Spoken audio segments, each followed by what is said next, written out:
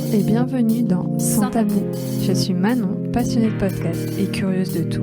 Et moi Jo, photographe culinaire et illustratrice. Et toutes deux, nous nous interrogeons constamment sur les tabous dans notre société. Alors on s'est dit, pourquoi pas en faire un podcast ensemble ? Ce podcast est finalement né d'une réflexion, mais surtout d'une belle rencontre entre deux parcours bien différents.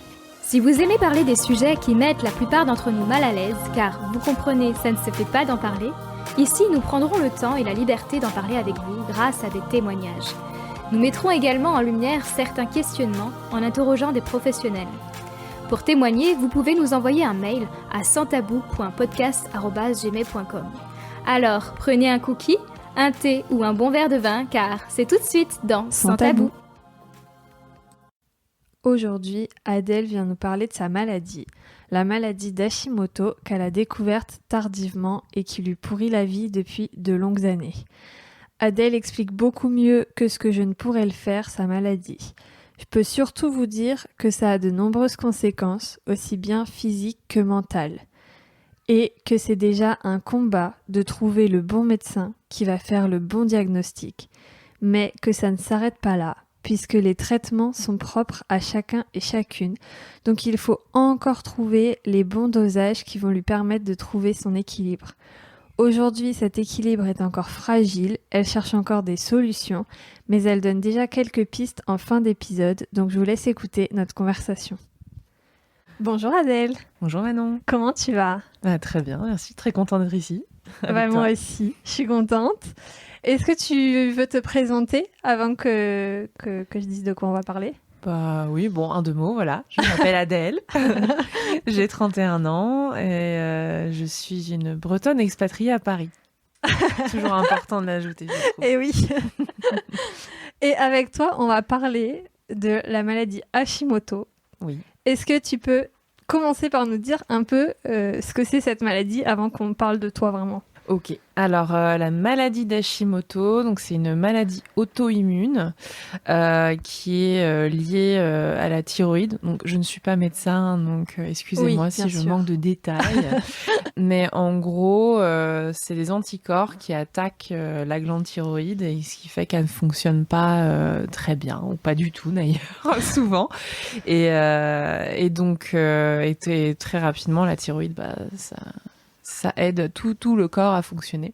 Et donc du coup, voilà, avec la maladie d'Hashimoto, ça fonctionne pas très bien et ça met tout en l'air. Est-ce que tu connaissais cette maladie depuis longtemps ? Est-ce que dans ta famille, il y a eu des gens atteints par cette maladie ? Ou est-ce que tu l'as découvert quand un médecin t'a dit voilà, c'est ça ? Alors, je l'ai découverte parce que ça faisait des mois et des mois que j'étais épuisée. Et que un jour j'étais commerciale itinérante, donc en voiture toute la journée, et un matin je dis à une de mes collègues j'en peux plus, je pleure tous les matins avant d'aller travailler, c'est l'enfer. Ça peut être autre chose, ça peut être aussi une dépression par exemple. Complètement quoi, moi je pensais juste que j'étais juste trop fatiguée, que je travaillais pas bien quoi. C'était ça. Peut-être falloir que tu ailles chez le médecin. Et puis moi, toujours trop fière, tant que je suis pas sur mon lit de mort, non, quoi. J'étais ok, t'as raison. Donc voilà, donc j'ai été chez le médecin et en fait, je suis tombée sur un médecin qui est généraliste, qui était aussi naturopathe. Donc je la connaissais pas, j'étais dans une nouvelle ville et tout de suite, elle a pensé à ça. Elle a fait tous les tests qu'il faut. Ok. Parce qu'on pourra en reparler, mais les médecins font pas tous les tests qu'il faut en général. Oui, il faut... Ça peut prendre des mois ou des années, ouais, comme beaucoup de maladies de ce type-là, à être diagnostiquées. Et moi, ça a été instantané, quoi. Elle a fait tout de suite des tests et puis c'était vraiment une catastrophe, en fait, les résultats d'analyse. Bon, à savoir que la maladie d'Hashimoto et l'hypothyroïdie, on n'en meurt pas tant que ça n'a pas été traité pendant des dizaines d'années, quoi. Donc ça allait, mais il était temps de faire quelque chose. Et donc voilà, donc c'est comme ça que ça s'est fait. Et c'est là que j'ai aussi fait un rapprochement avec ma mère qui avait un traitement identique, mais je savais pas ce que c'était. Et donc elle a aussi une hypothyroïdite d'Hashimoto. Non, hypothyroïdite, mais comme elle n'a jamais posé la question à son médecin, elle ne sait toujours pas, ouais. Malgré le fait que pour moi, je le sais depuis 5 ou 6 ans. Ok. Donc, mais elle a toujours pas demandé. C'est héréditaire comme maladie ou... Alors, on ne sait pas vraiment. Ok. C'est principalement les femmes. Donc, les femmes ont 10 à 12 fois plus de chances qu'un homme de le Ok. développer. En général, c'est plutôt des femmes au-dessus de 40 ans ou quoi. Et puis, il y a pas mal on ne sait pas trop, mais pas mal de critères environnementaux qui sont possibles. Et je pense qu'il y a Ok. quand même aussi, comme dans toutes les maladies, Oui, finalement, finalement. des Un facilités, peu si on peut pas d'hérédité. forcément utiliser ce mot-là. Mais voilà, puis Ouais. naturellement, quand d'autres personnes de la famille l'ont déjà eu. Tu disais que ta mère avait un traitement, mais tu savais pas ce que c'était. Non, je m'étais jamais trop posé la question. Je pense Ok. que je l'ai vu le prendre pendant des années et des années. Après, elle avait eu un cancer, elle avait eu des radiations.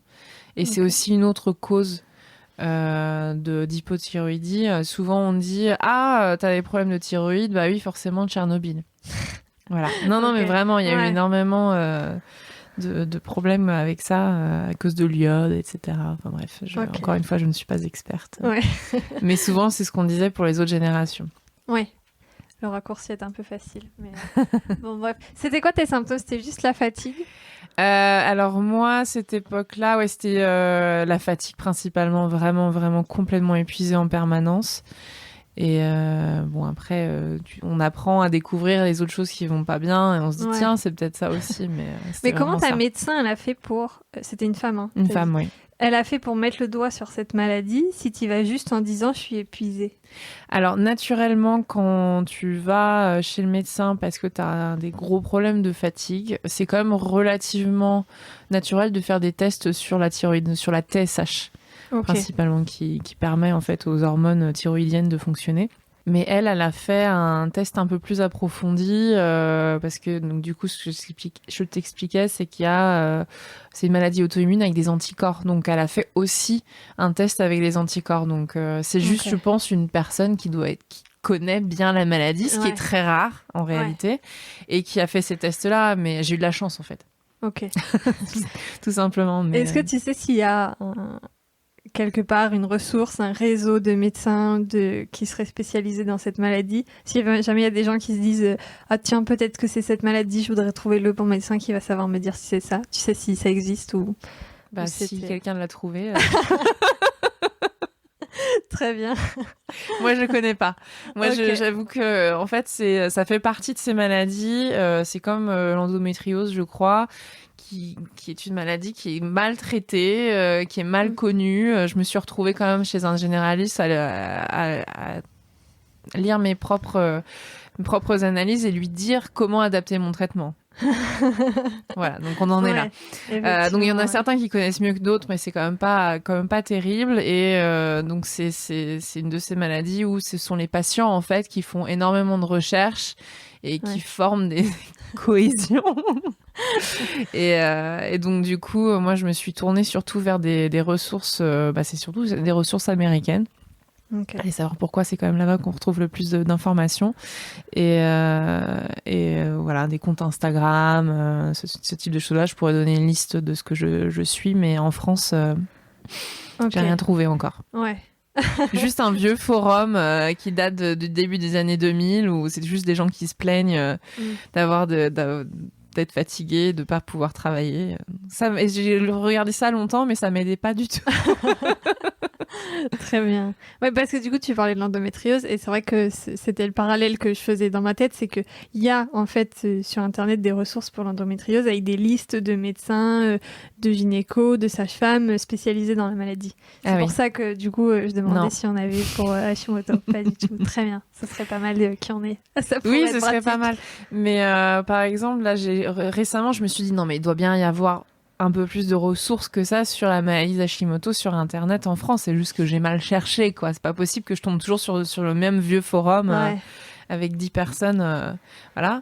Et en fait, je suis tombée sur un bout de l'émission de France 5, c'est Allô Docteur ou ce type, voilà. Et un médecin qui disait, bah, en fait, il y a tellement de gens qui ont cette maladie en France qu'on ne considère plus ça comme étant une maladie. Ouais, on en est là, en fait. Mais J'étais choquée. Je sais pas, oui, c'est pour ça tout le monde s'en fiche. Mais tous les hivers, il y a des tonnes de gens qui ont la grippe et on considère toujours ça comme une maladie. C'est quoi cette excuse? Ouais. Je suis choquée. Ouais, Très bien. non, c'est problématique. Donc, non, il y a ça. J'ai été une seule fois voir un endocrinologue parce que donc c'est une maladie hormonale et qui a pignon sur rue à Paris, etc. En me disant, on me l'a conseillé, je vais aller voir, c'est peut-être la solution à tous mes problèmes.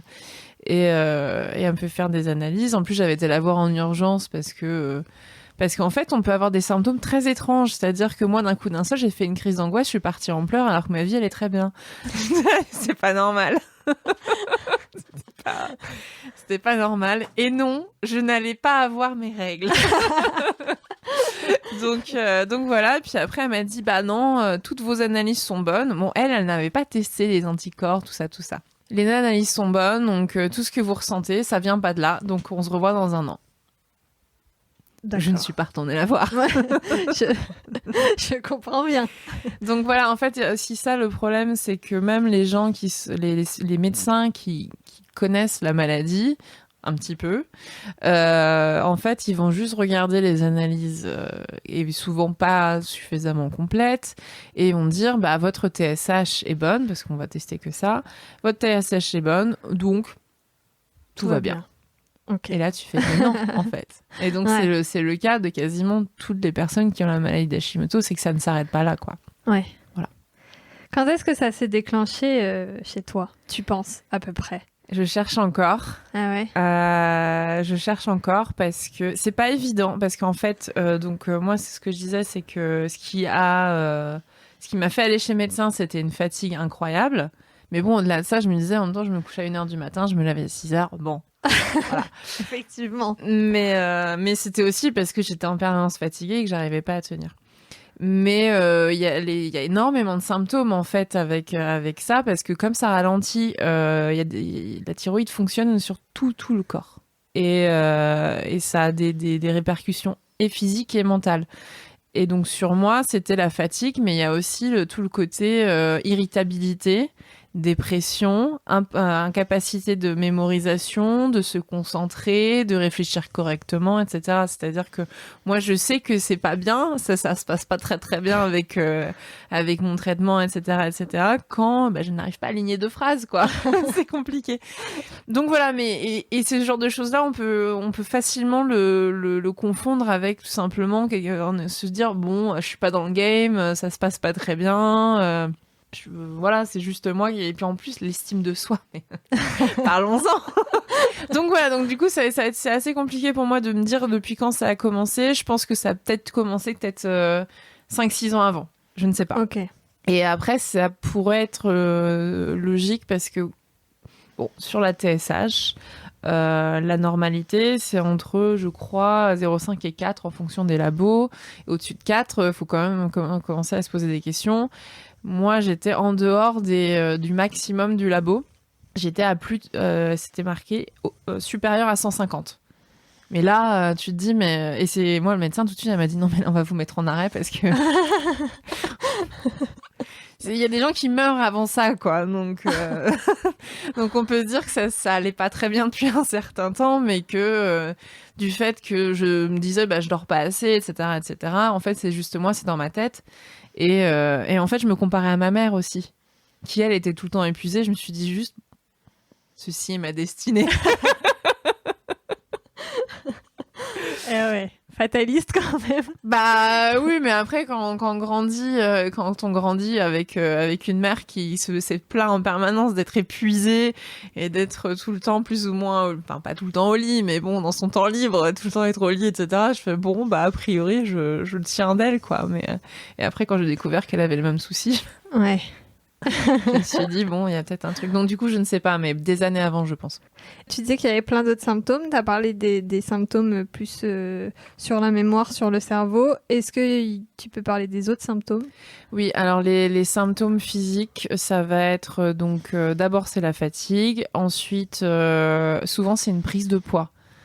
C'est-à-dire que moi, quand je vais chez le médecin, on fait, vous avez pris combien de kilos ? À chaque fois.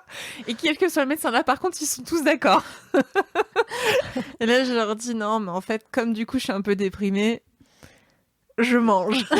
mais c'est assez impressionnant. J'ai beaucoup de chance là-dessus, mais c'est assez impressionnant. Il y a des personnes, quand ça se déclenche, peuvent prendre 20 kilos en 3 mois. Ok. En mangeant de la salade. Ouais. C'est assez horrible.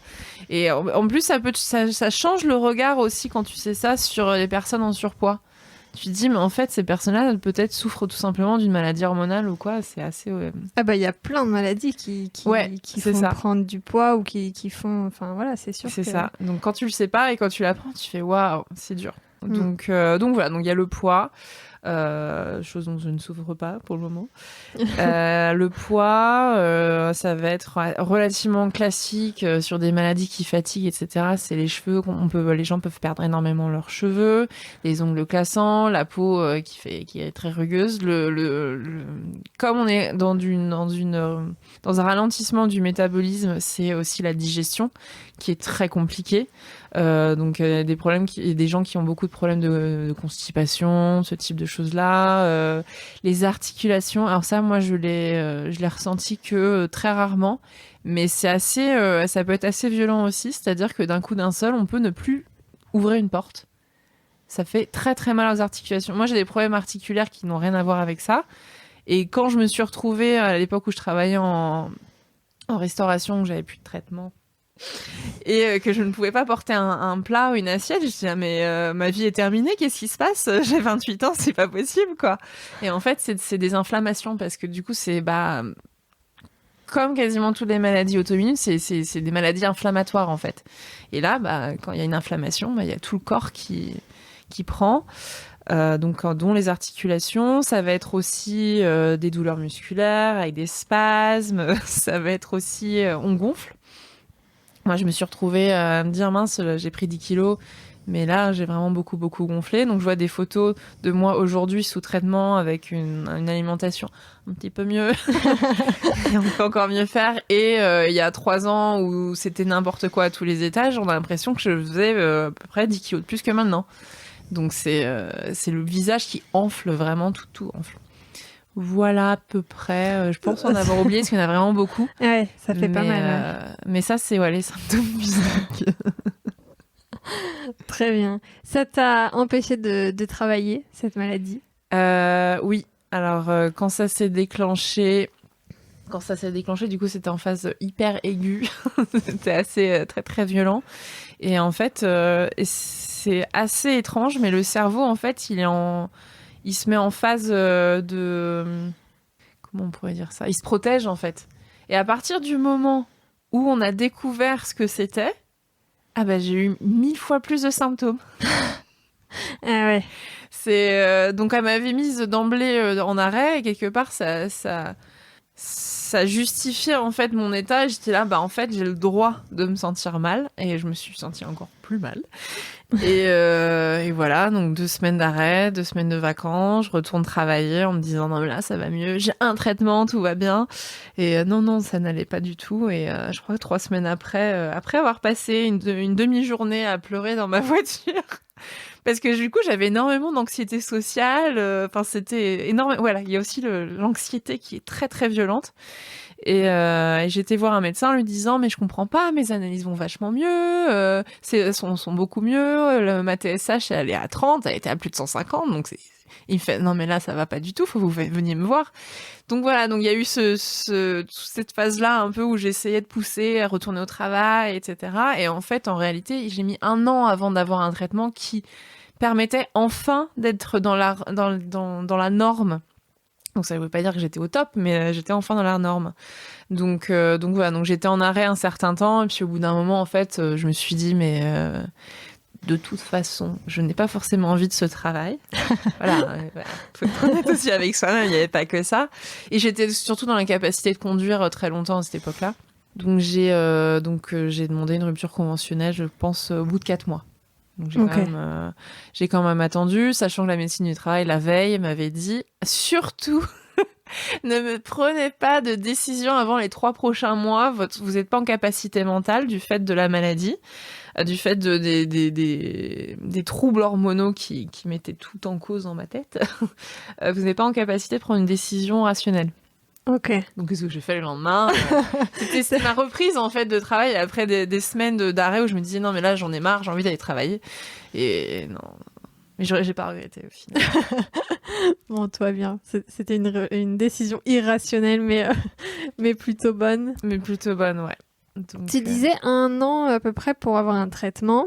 Est-ce que c'est un traitement qui fait que tu peux vivre normalement, avec des guillemets autour de normalement, ou est-ce que c'est un traitement qui vise à terme à effacer, à corriger la maladie?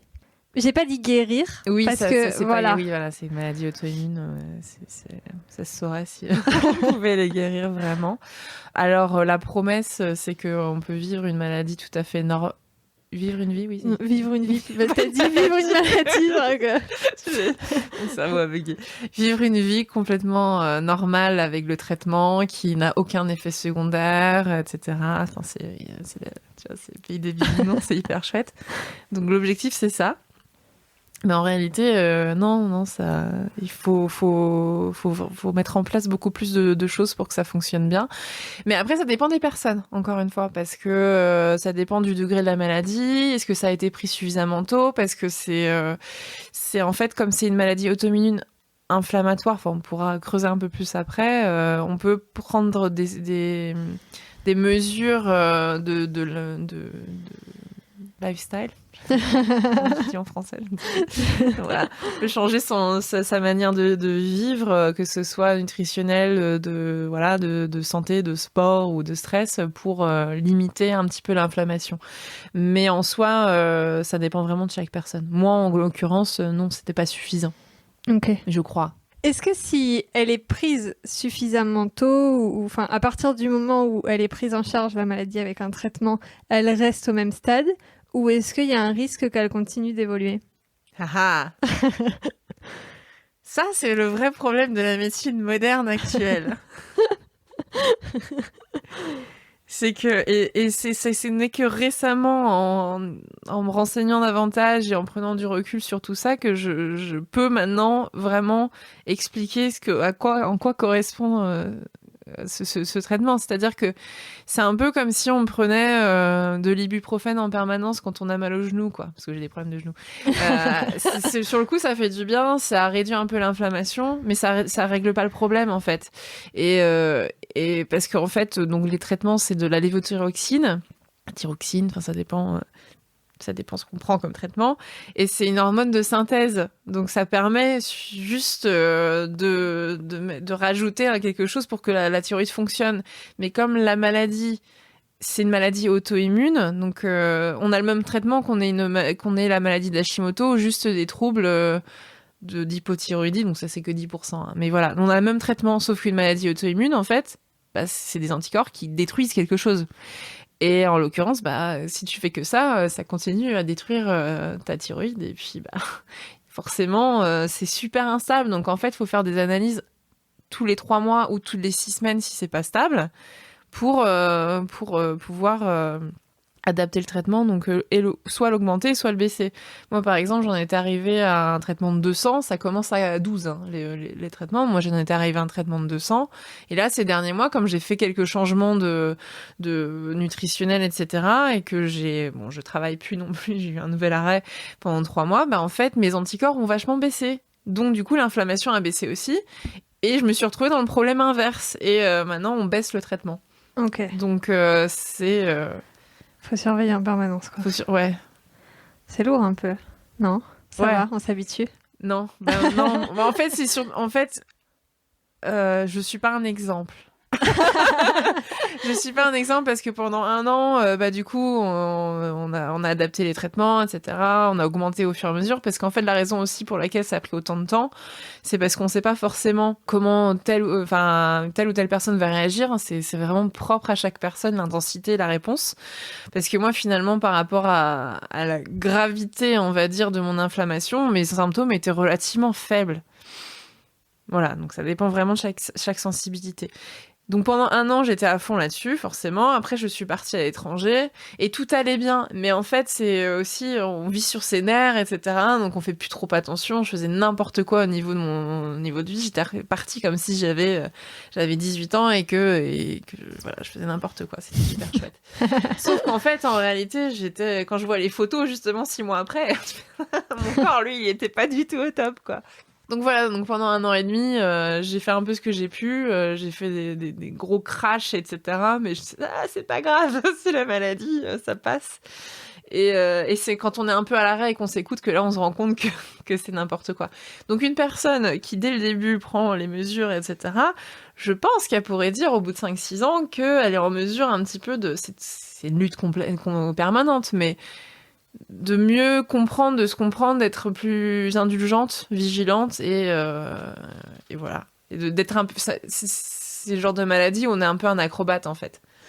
Moi, je le suis pas encore. Je suis toujours en apprentissage. Mais ça va venir. Voilà, c'est ça. Alors, plusieurs questions. Par où je vais? J'ai plusieurs directions à prendre, je ne sais pas par où je vais. Ouais, en fait, tu parlais beaucoup d'alimentation, de style de vie, de... C'était le terme. Ah oui, oui, bah, je sais pas si c'est le terme, mais voilà. C'est quoi, du coup, ces alternatives, peut-être un peu plus naturelles que les médicaments, qui peuvent faire en sorte que ta maladie ou tes symptômes diminuent? Alors, il y a différentes choses qui permettent normalement de réduire l'inflammation. Donc, en général, ce qui est lié à l'inflammation, ça va être, en tout cas pour Hashimoto, pas la preuve, mais ce qui ressort en permanence et ce qui a permis aux gens d'aller mieux, c'était de soigner son microbiote. C'est un mot à la mode pour les gens qui s'intéressent à tout ça, mais en général, la paroi intestinale, en fait, se retrouve perméable à beaucoup de choses, et si on permet à cette fameuse paroi intestinale de les mots en français me manquent vu que je regarde toutes mes ressources en anglais, c'est un peu compliqué. Mais en gros, de cicatriser un petit peu, d'aller mieux, et puis de reprendre, c'est plein de petites bactéries. Et en fait, si on nourrit les mauvaises bactéries, bah, vont proliférer, et les bonnes bactéries vont forcément mourir.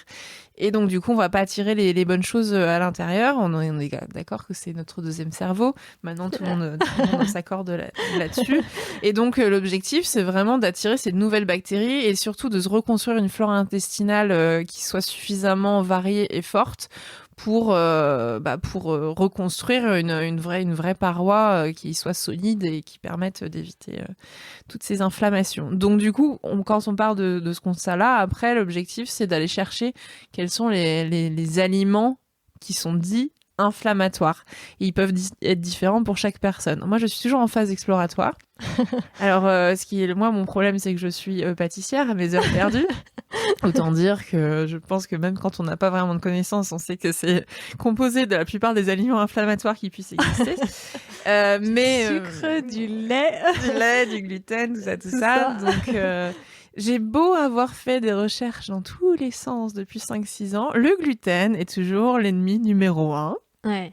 Mais après, il y a gluten et gluten, donc il faut vraiment voir quelle est sa sensibilité ou quoi, mais soit on le supprime complètement et c'est ce qu'il faut, mais en fait, les meilleures méthodes, c'est d'éliminer pour un certain temps, puis de tester et voir comment ça réintégrer petit à petit. Voilà. Ouais.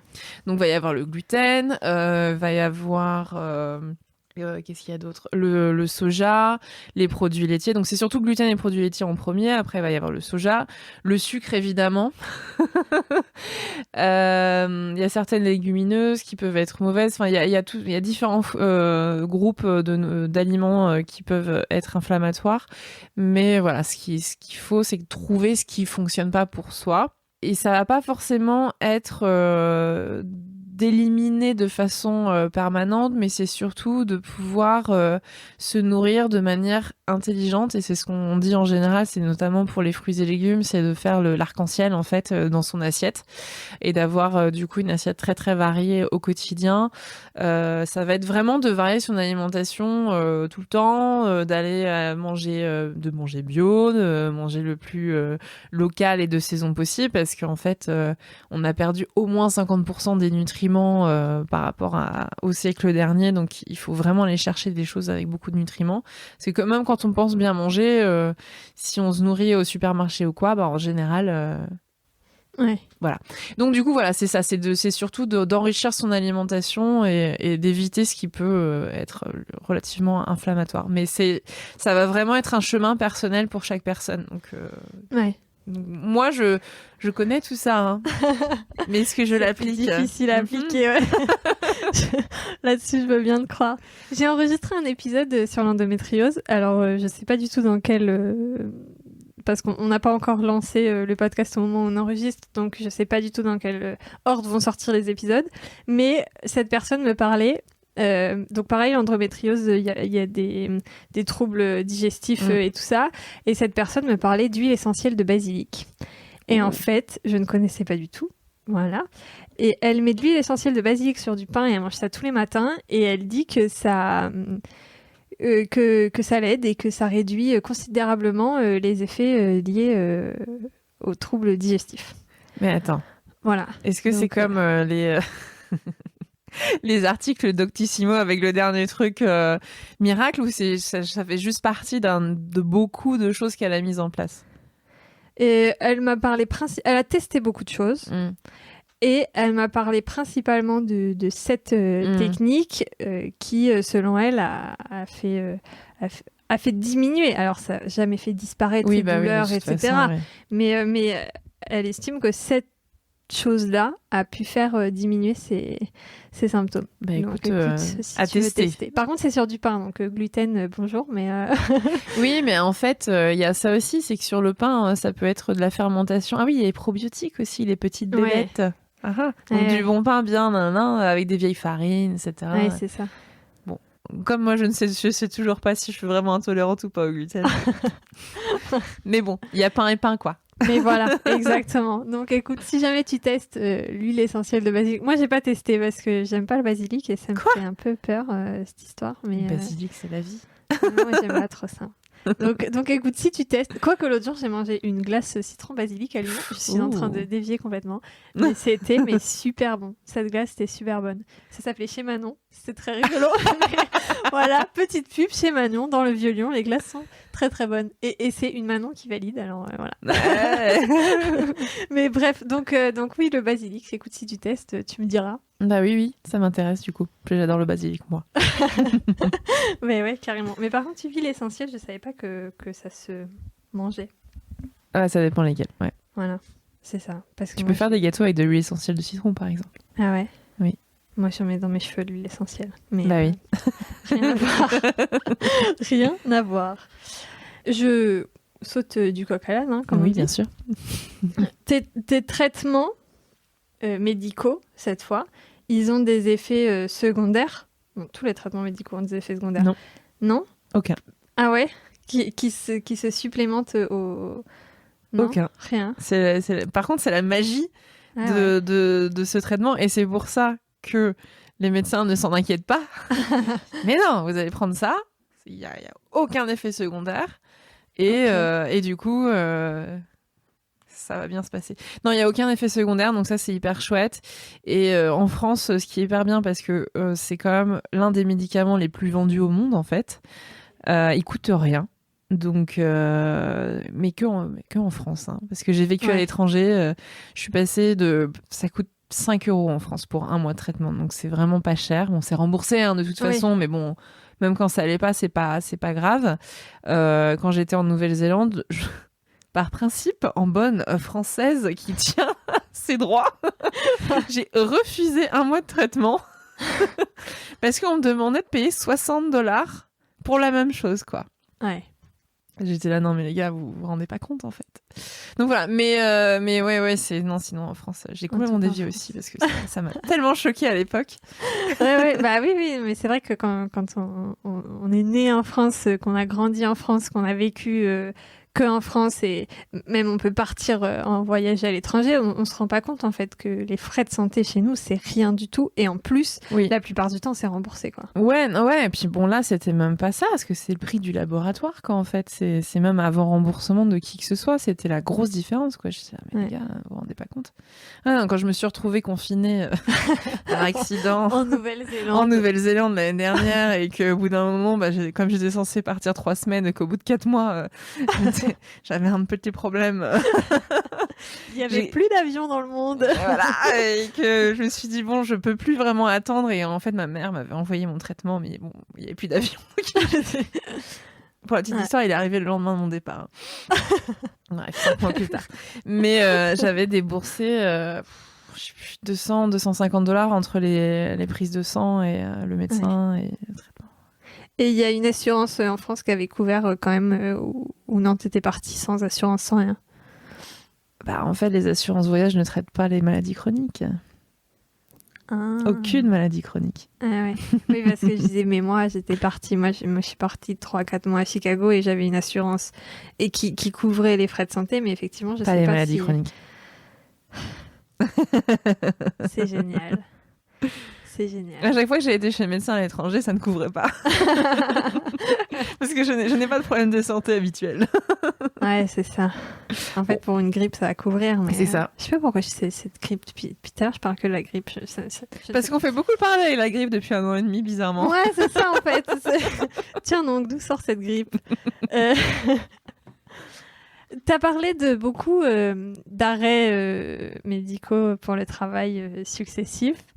Comment c'est perçu? Est-ce que toi-même c'est compliqué de te dire... Moi, je le dis, hein, j'ai du mal à me faire arrêter par mon médecin. Il faut vraiment que je sois au bord de l'agonie pour que j'accepte un arrêt médical, parce que cette conscience professionnelle de se dire il faut aller travailler quoi qu'il se passe. Comment est-ce que toi, tu arrives à accepter ces arrêts? Est-ce que c'est facile? Est-ce que c'est plus facile maintenant? Et comment aussi c'est perçu par les employeurs? Et par le monde en général aussi, parce qu'il n'y a pas que les employeurs. C'est une question pas facile. Mais bon, on en a déjà parlé, donc en vrai, tu connais la réponse. Mais alors, la première fois, du coup, c'était un arrêt forcé. Donc déjà, il a fallu qu'une collègue me dise, après je lui ai dit, bah ça fait 2 semaines que je pleure tous les matins. Oui, c'est ça, t'es allé au bout du bout avant d'accepter un arrêt. C'est ça, c'est parce que moi je pensais vraiment que c'était dans ma tête et que je faisais des caprices. Donc pareil, hein, mais ça a toujours été le cas. Le petit aparté, enfance. J'ai eu la crise d'appendicite. J'ai aussi un médecin qui dit qu'il faut pas se plaindre non plus, donc voilà. Mais crise d'appendicite, j'avais mal depuis le dimanche. Le mardi, quand je me retrouve à ne plus même plus pouvoir, j'avais 11 ans, ne plus pouvoir écouter en classe, etc. Et qu'on m'a dit non mais là Adèle, va falloir que t'ailles à l'infirmerie. Et que même mon médecin le soir même, et que je me retrouve à 8h le lendemain aux urgences pour une opération. Voilà, c'est... Ouais. Non mais je comprends tout à fait. Moi c'était genre pareil, ma mère m'emmenait à l'école parce que bon après elle était mère célibataire avec 2 filles, donc elle est obligée de nous emmener à l'école pour aller travailler. Et c'est vrai que quand on était malade, elle disait non mais ça va passer. Et puis l'école appelait l'après-midi, là par contre elle a vomi sur ses cahiers. Parce qu'en fait, hyper timide, j'osais pas demander à aller aux toilettes et donc j'ai vomi sur mes cahiers en plein classique. Voilà. Donc effectivement, je comprends le fait c'est un peu marche ou crève quoi, mais oui, voilà. Et puis c'est un peu pourquoi enfin, il y a pas de raison en fait. Oui. Voilà. En plus, quand tu penses que c'est dans ta tête, tu te dis oui. C'est ça, je fais un caprice à moi-même. Ouais, en fait, je suis une hypocondriaque qui s'autogère, mais un petit peu trop. Je me dis non, mais c'est tout dans ma tête, là, je m'invente des symptômes, ça va pas du tout, etc. Par contre, je peux vraiment le faire aussi, ça. mais du coup, j'ignore aussi quand ça va vraiment pas, quoi. Mais donc, du coup, la première fois, c'était ça, et puis on m'a arrêtée, et en fait, c'est comme ce que je disais, c'est qu'il y a aussi énormément d'anxiété dans cette maladie, et que j'ai toujours eu des emplois de cadre, des emplois donc intellectuels. L'anxiété ça bloque tout quoi en fait. Ouais. Donc c'est des crises d'angoisse en fait à l'idée d'aller retourner travailler une fois qu'on nous a mis en arrêt. Donc voilà. Et cette année, le premier arrêt, je suis vraiment retournée au travail, mais premier arrêt, ça a été non mais là ça fait 2 jours que je pleure à l'idée d'envoyer un mail en fait. C'est compliqué quoi. Ouais. Donc je crois j'ai été arrêtée aussi l'année dernière quand j'étais en Nouvelle-Zélande, que je travaillais de 18h à 2h du matin. Que je n'avais plus de traitement, n'est-ce pas? Et à un moment donné, ça a été au point de j'avais peur de me connecter le matin, j'avais peur je fais non, mais en fait, c'est des moments où tu te rends compte que tu as vraiment plus le choix et qu'en fait, tu deviens quand je me dis je deviens une menace pour mon entreprise, que je préfère être arrêtée comme ça, ils n'attendent rien de moi. Parce que j'étais pas en mesure d'être productive, de faire quoi que ce soit, à pleurer silencieusement en réunion. Enfin, c'est... Ouais. Mais non, c'est pas facile. Et puis on se sent un peu au rebut de la société, on se dit qu'on fait des caprices, que c'est dans la tête, qu'il y a des gens qui sont des warriors et qui perdent des gens, qui perdent leurs proches, etc. Mais ils continuent à bosser, tu te dis, mais moi je suis en train de... J'ai rien, quoi. Mais si. Donc voilà, non, c'est... Et par contre, comment c'est perçu la première fois, on m'a dit, mais de toute façon, c'est juste parce que tu avais envie de quitter ton travail, donc ça te donne des excuses. Ce ne sont plus mes amis. J'aime beaucoup cette conclusion. Ouais, bah, tu vois, ça... Et sinon, non, en général, moi, je me justifie énormément parce que je suis tellement pas à l'aise avec le truc, voilà.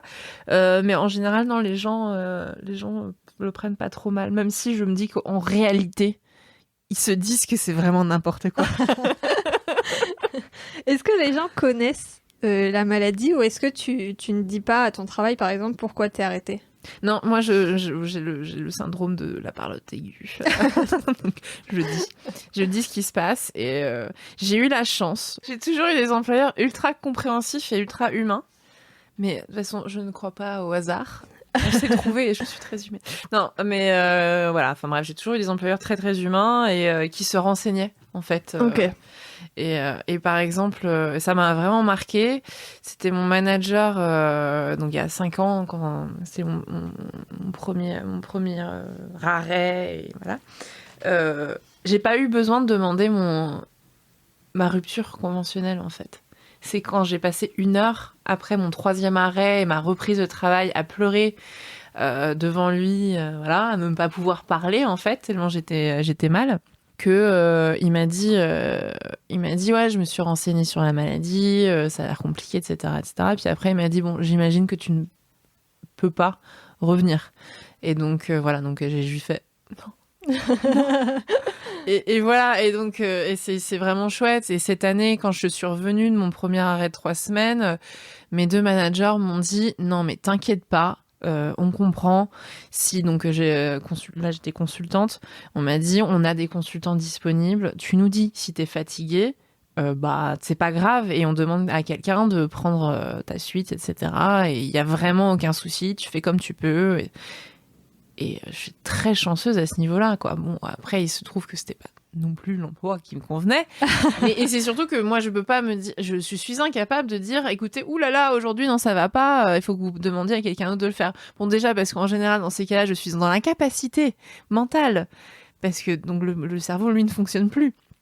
Je suis dans l'incapacité mentale d'expliquer, en fait, à la personne ce qu'il devrait faire, parce que je suis là... Voilà. Mais bref, mais en tout cas, non, j'ai toujours eu beaucoup de chance. Je sais plus quelle était la question. Mais... Bah, c'était ça, c'était je ne sais plus la question, mais c'était ça. La réponse me convient en tout cas. Non, mais par contre, tu disais, il s'avère que c'est toujours pas l'emploi qui me convenait.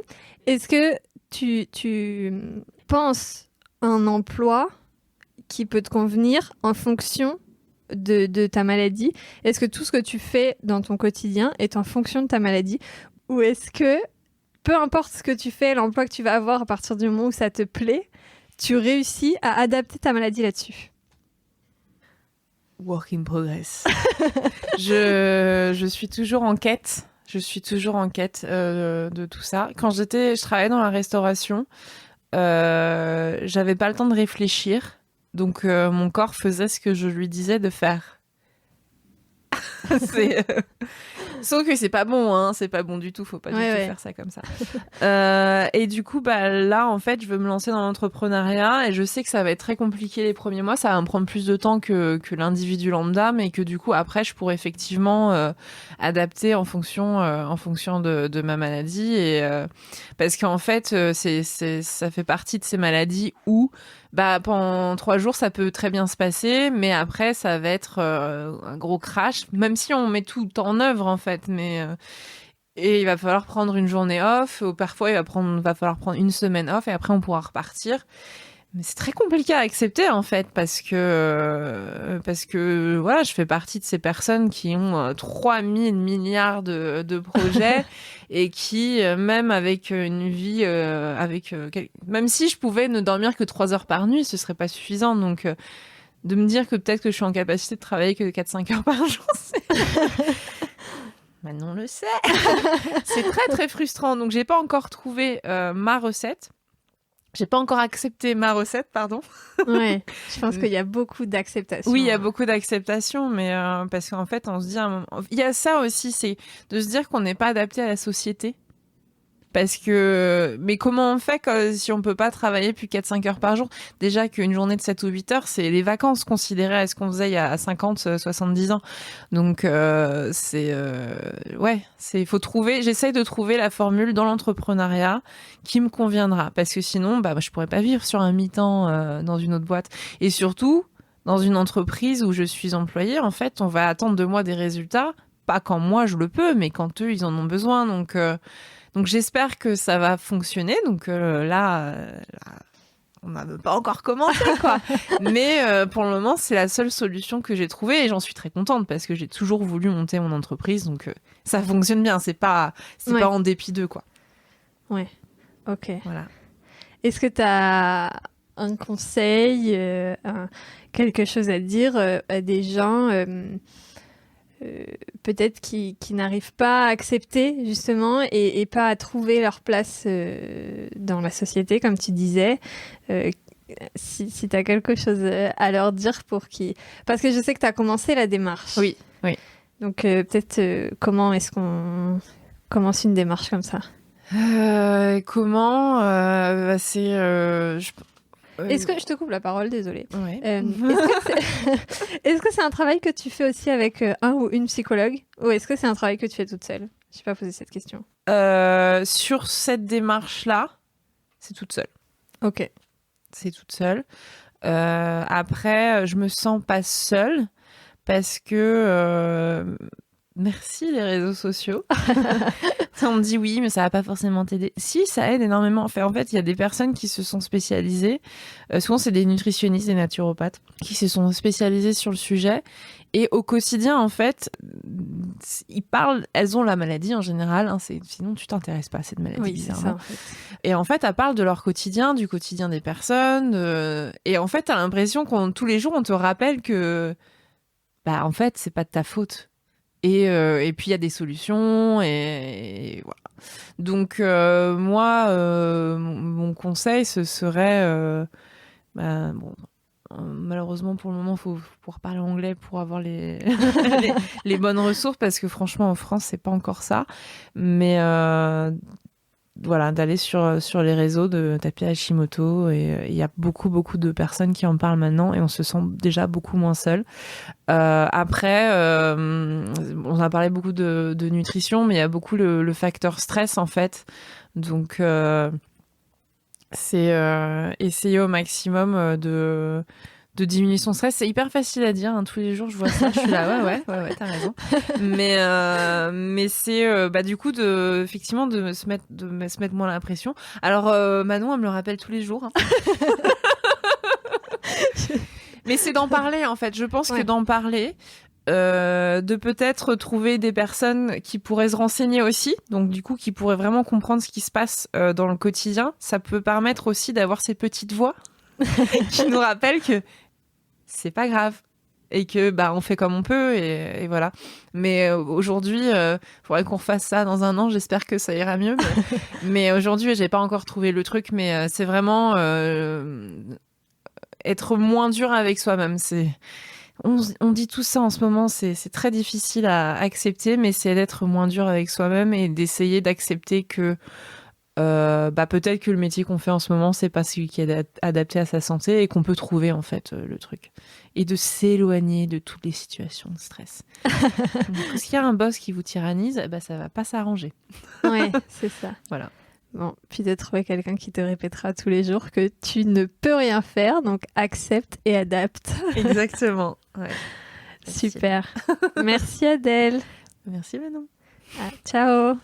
Merci d'avoir écouté l'épisode jusqu'ici. Si vous voulez suivre l'aventure entrepreneuriale d'Adèle, vous pouvez la rejoindre sur son compte Instagram @sweetcocoon, SWEETCOCOON. Pour ce qui est de l'épisode, vous pouvez retrouver toutes les notes sur le site www.100tabou-au-podcast.com.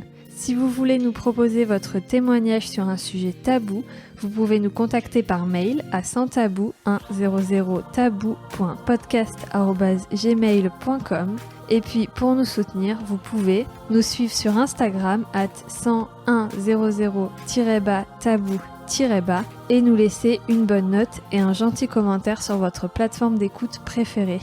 Ah oui, vous pouvez aussi parler du podcast autour de vous à tout le monde. Allez, cette fois, je vous laisse, je vous dis à bientôt pour un prochain épisode et en attendant, prenez soin de vous.